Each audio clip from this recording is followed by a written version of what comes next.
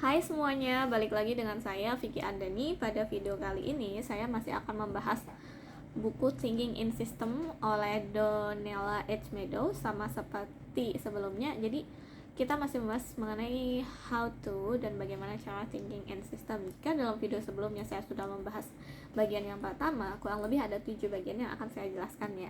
Yang pertama yang sudah saya bahas yaitu terkait sebuah sistem adalah sekelompok elemen-elemen yang saling terhubung demi memenuhi tujuan yang sama. Nah, langsung saja kita ke yang poin kedua. Nah, poin kedua itu setiap sistem yang berkelanjutan bergantung pada umpan balik atau feedback untuk menjaga kestabilan. Ketika perubahan jumlah stok di dalam sistem mempengaruhi besaran inflow atau outflow, dapat dikatakan bahwa sistem tersebut mempunyai kemampuan untuk memberikan umpan balik atau yang disebut dengan feedback. Terdapat berbagai jenis feedback dalam sistem. Jika kekuatan umpan balik tersebut mendorong sistem untuk menyesuaikan jumlah stok sebenarnya dengan jumlah stok yang telah ditargetkan oleh sistem, maka mekanisme ini disebut dengan balancing feedback. Nah, salah satu alat yang bekerja menganut mekanisme balancing feedback adalah termostat yang berada di dalam ruangan. Dalam kasus ini, suhu ruangan merupakan stok dari sistem, kemudian panas yang dihasilkan oleh termostat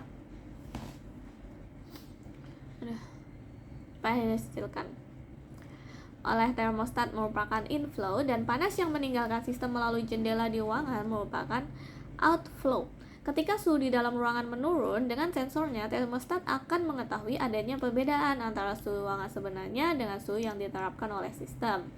Maka dari itu, secara otomatis termostat akan menyala untuk menaikkan kembali suhu ruangan kepada angka yang telah ditargetkan. Kemudian, ada yang disebut dengan reinforcing feedback. Di dalam sistem ini, elemen-elemen yang ada di dalam sistem akan bekerja untuk meningkatkan atau mengurangi jumlah stok secara terus-menerus. Contohnya, semakin banyak uang yang kamu miliki di tabungan, maka semakin banyak pula bunga yang kamu dapatkan. Dan jika dibiarkan saja, uang di tabungan akan terus bertambah tanpa kamu harus menambahnya. Mekanisme reinforcing ini dapat menghasilkan pertumbuhan atau kehancuran yang bersifat konstan atau eksponensial.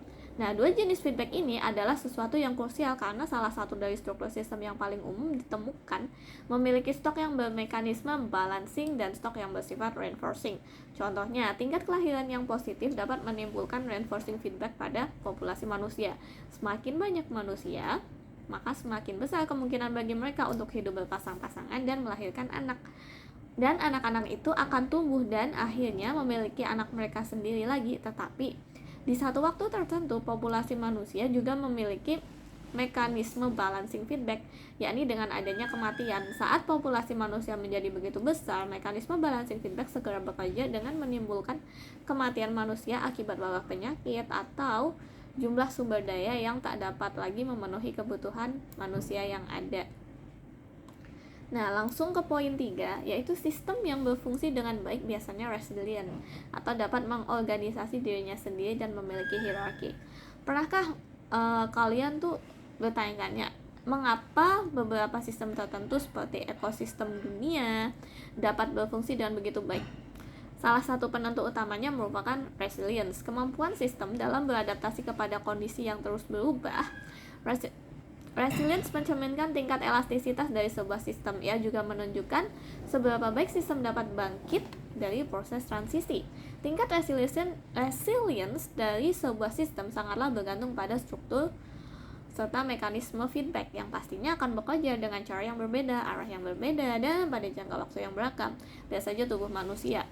Ia bisa melindungi dirinya dari bakteri, kuman, dan virus yang menyerang, mentoleransi tingkat suhu yang berbeda, beradaptasi dengan perubahan pada pasokan makanan, merelokasi darah, dan bahkan memperbaiki tulang yang pernah retak.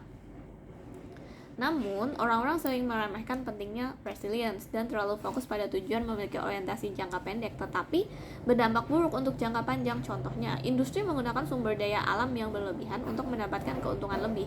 Akan tetapi, spesies hewan dan tumbuhan menjadi terancam punah. Zat-zat kimiawi mengubah tanah dan racun menumpuk di dalamnya, malapetaka lingkungan menjadi sesuatu yang tak bisa dihindarkan.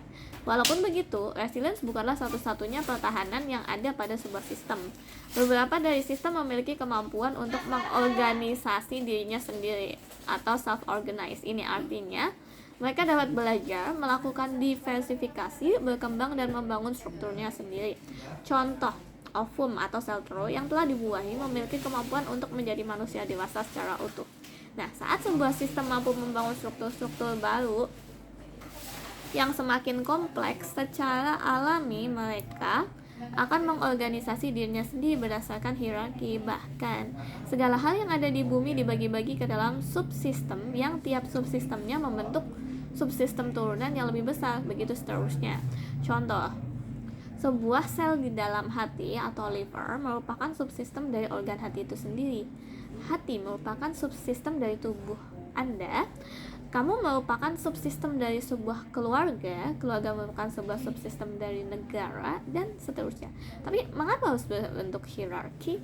Karena struktur hierarki dapat mengurangi jumlah atau tingkat informasi yang harus ditangani oleh bagian tertentu dari sistem. Misalkan, karena sel-sel hati tahunya bagaimana caranya untuk menguraikan racun, sel-sel paru-paru tak perlu melakukannya dan tak perlu tahu caranya. Oke, jadi pada video kali ini sementara saya akan bahas itu. Jadi kita sudah bahas 3 poin, kurang lebihnya masih kurang 3 poin. 4 poin lagi. Jadi kita akan bahas di video selanjutnya. So, thank you and have a good day.